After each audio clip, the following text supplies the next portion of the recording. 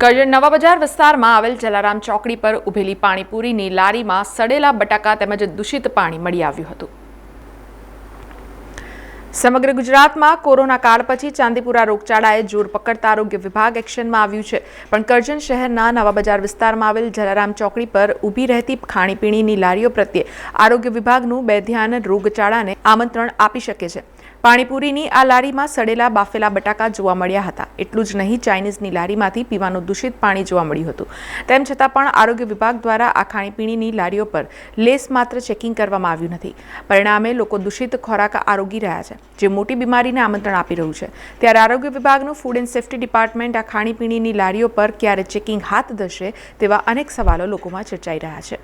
સમાચારોના સતત અપડેટ માટે TNN ન્યૂઝને YouTube પર સબસ્ક્રાઇબ કરી બેલ આઇકોન પ્રેસ કરો અને અમારી સાથે જોડાયેલા રહો Facebook, Instagram અને Twitter ઉપર।